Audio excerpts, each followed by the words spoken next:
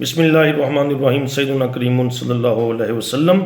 جی میں ہوں وقاص احمد نون ہوشیار پوری اور آپ دیکھ رہے ہیں میرا یوٹیوب چینل کتاب نامہ، کتاب الکھ نگری کا حصہ دوئم۔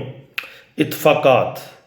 30 ستمبر کو میں ٹرک لے کر لاہور سے بٹالہ پہنچا تھا، جو پٹھان کوٹ روڈ پر امرتسر سے 24 میل دور ضلع گرداسپور میں واقع ہے، اور جو خلاف اصول اور خلاف توقع بھارت میں شامل کر دیا گیا تھا تاکہ اپنے والدین، بھائی بہنوں اور بیٹے کو پاکستان لے آؤں۔ بٹالہ کے ہندوؤں نے اعلان کر دیا تھا کہ وہ 30 ستمبر کے بعد مسلمانوں کو سمجھ لیں گے۔ 1 اکتوبر کو بٹالہ کے مسلمانوں پر بہت بڑا حملہ ہونے والا تھا۔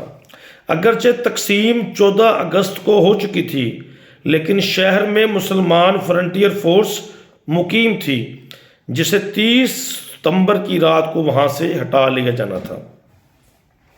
اگر میں ایک دن کی تاخیر سے بٹالہ پہنچتا تو مفتیاں محلے کی اینٹ سے اینٹ بجائی جا چکی ہوتی اور وہاں جلے ہوئے ڈھیر کے سوا کچھ باقی نہ ہوتا۔ میرا عین وقت پر پہنچ جانا کیا محض اتفاق تھا؟ پھر جب ہم ٹرک میں سوار بٹالہ سے امرتسر کی جانب آ رہے تھے تو سڑک پر کوئی بلوائی نہ تھا، صرف کوے تھے، کتے تھے، چیلیں تھیں اور گدھ تھے، جو سڑک پر پڑی ہوئی لاشوں کو جھنجھوڑ رہے تھے۔ اس کی وجہ یہ تھی کہ بلوائیوں کو اطلاع مل چکی تھی کہ گرداسپور سے مسلمانوں کی پہلی ریفیوجی ٹرین آ رہی ہے۔ یہ خبر سن کر تمام بلوائی ریلوے لائن کے دو رویا قطاریں بنائے ٹرین کے انتظار میں کھڑے تھے۔ انہوں نے ہاتھوں میں درختوں کی ٹہنیاں اٹھا رکھی تھیں تاکہ دور سے جھاڑیوں کی قطاریں معلوم ہوں۔ سڑک سے ریل کی لائن صاف نظر آتی تھی۔ بلوائیوں نے ہمارے ٹرک کو سڑک پر چلتے ہوئے دیکھا تھا، دیکھ کر نعرے بھی لگائے تھے۔ اکھنڈ بارش سے جانے نہ پائے، لیکن وہ ڈرتے تھے کہ اگر سڑک کی طرف آئے تو ریفیوجی ٹرین ہاتھ سے نکل جائے گی۔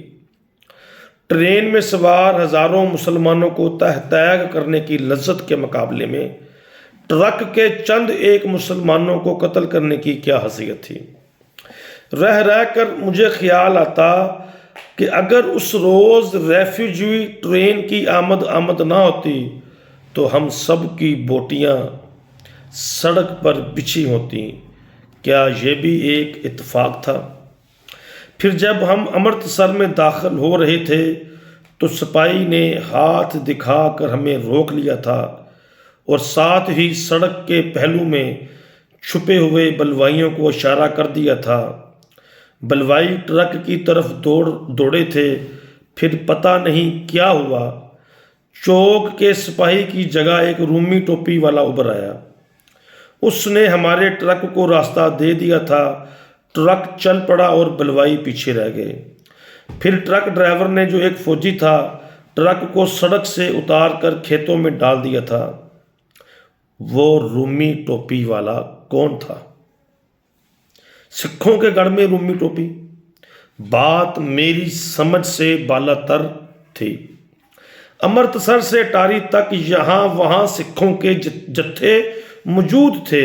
وہ ٹرک کو دیکھ کر چنگارتے تھے، نعرے لگاتے تھے، کرپانیں ہلاتے تھے، لیکن کسی نے ٹرک پر حملہ نہیں کیا تھا۔ وہ یوں کھڑے تھے جیسے کسی نے ان کو کیل دیا ہو۔ کیا یہ سب اتفاقات تھے؟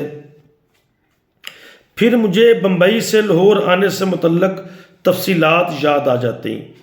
بمبئی میں احمد بشیر اور مجھے قطعی طور پر علم نہ تھا کہ قیام پاکستان سے پہلے ہی پاکستان کے راستے بند کر دیے جائیں گے اور مسلمانوں کے قتل و خون کا بازار گرم ہو جائے گا۔